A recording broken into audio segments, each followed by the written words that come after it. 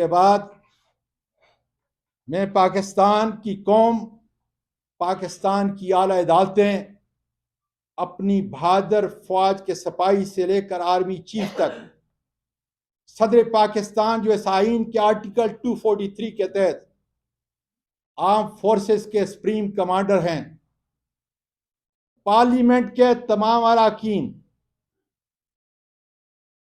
جو اس ملک کی اس آئین کے تحت سپریم باڈی ہے، توقع کرتا ہوں کہ مجھ پر ہونے والے بے انتہا ظلم کی اعلیٰ عدالتی تحقیق کی جائے، اور توقع کرتا ہوں کہ میرے دو مجرم میجر جنرل فیصل اور سیکٹر کمانڈر فہیم کو فوری طور پر ایک پاکستانی شہری، ایک پاکستانی سینئر پارلیمنٹرین کے ساتھ ماورائے قانون، آئین اور عدالت زیادتی اور کسٹوڈیل ٹارچر کا مداوع کرنے کے لیے اپنے عہدے سے فوری ہٹایا جائے، تاکہ یہ اپنے عہدوں کی پس منظر میں ناجائز استعمال کر کے اپنا اثر رسوخ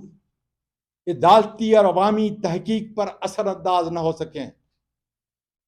میں اس قانون شکن میجر جنرل اور سیکٹر کمانڈر کو بتانا چاہتا ہوں کہ میری اس 22 سالہ اس عظیم ملک کی سیاسی زندگی میں تم سے بہت بہتر میجر جنرل، بریگیڈیئر اور آئی جی پولیس میرے عہدے کے لحاظ سے انہوں نے میرے ماتحت کام کیا ہے۔ میں چند کا نام پوری قوم کو بتا دینا چاہتا ہوں: اے ڈی خواجہ صاحب، شعیب دستگیر صاحب، عارف نواز صاحب، فیصل شاکر صاحب اور میجر جنرل عارف ملک اور کئی اور بریگیڈیئر۔ میں گزارش کرتا ہوں پاکستان کے میڈیا سے کہ ان سے رابطہ کریں، ان ہستیوں سے پوچھیں جو اس ملک کے باوقار سپوت ہیں، جنہوں نے 20-25 سال اس ملک کی خدمت کی۔ ان سے پوچھیں میری دیانت کا، میری شرافت کا، میری بہادری کا، میری فرض شناسی کا اور حب الوطنی کا،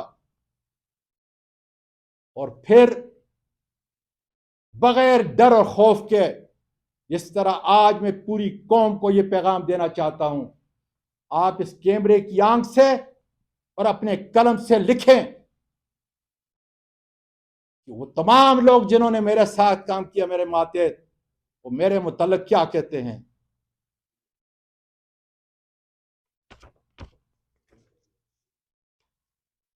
جناب چیف جسٹس آف پاکستان،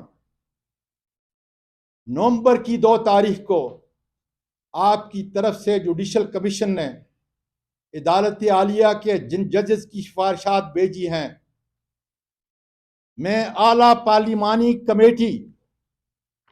کا چیئرمین ہوں۔ اس پیکج کے اندر ان ججز کا نام ہے جو ابھی تک میں نے کھولا نہیں۔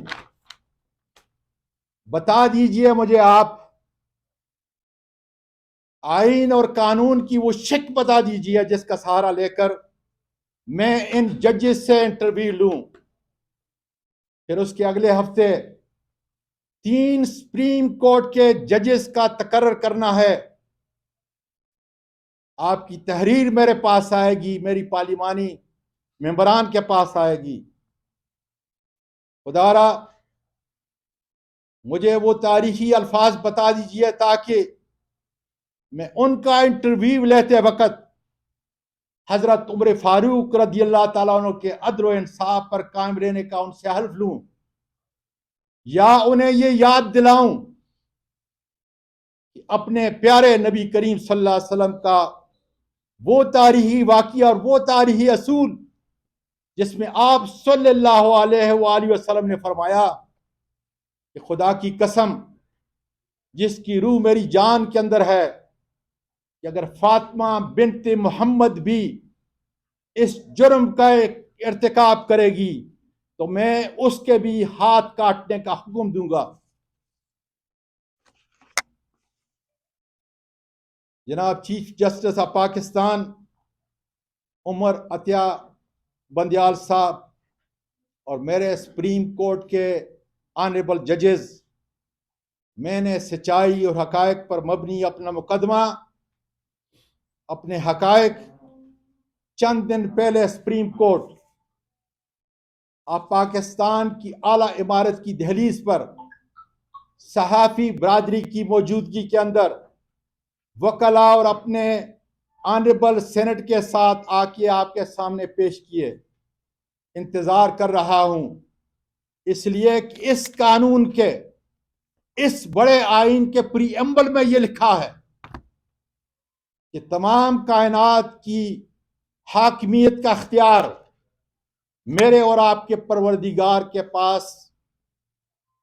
और फिर इस अथॉरिटी को इस्तेमाल करने का अख्तियार पाकिस्तान की आवाम को दिया गया है, और वो आवाम अपने इस इख्तियार को, कानूनी वाली इख्तियार को, अपने मुंतखब नुमाइंदे जिसमें मैं एक हूं उसके जरिए इसका इस्तेमाल करेंगे, न कि मेजर जनरल फैसल और सेक्टर कमांडर फहीम के जरिए। इसी परवरदिगार ने, मेरे और आपके परवरदिगार ने सूरत स्वाद आयत 26 में आपको खलीफा मुकर्रर किया है और हुक्म दिया है फहकुम बैन अन्नास बिल हक, लोगों के दरमियान में इंसाफ और अदल से फैसला करो। ये पाकिस्तान का शहरी साहिल की हैसियत से पूरी कौम के सामने अदल व इंसाफ का इंतजार कर रहा है।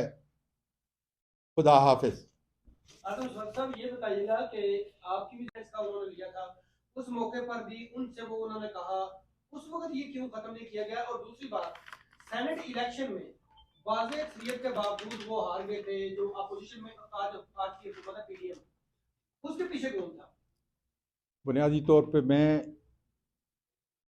अपने इस नौजवान से और मीडिया के तमाम हजरात से माफ़ी चाहता हूँ कि मुझे मेरे वकला ने कहा है कि किसी बात का जवाब न देना। इंशाअल्लाह ताला घंटा 2 घंटे के बाद जो भी बात करूँगा वो करूँगा, लेकिन आए मेरे हाथ के कम से कम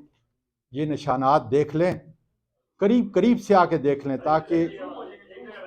ताकि जिन मजिस्ट्रेट्स को, जिन डॉक्टरों को, ये तो पूरा मेरा जिस्म भरा हुआ है, लेकिन खाली इसको देख लें कि 15 दिन के बाद भी क्या ये निशानात, शिद्दत के ये निशानात आपको नजर आ रहे हैं, मेरी कौम को नजर आ रहे हैं कि नहीं आ रहे हैं? आपने तो इंसाफ का मुतालबा कर दिया, बड़ी मेहरबानी।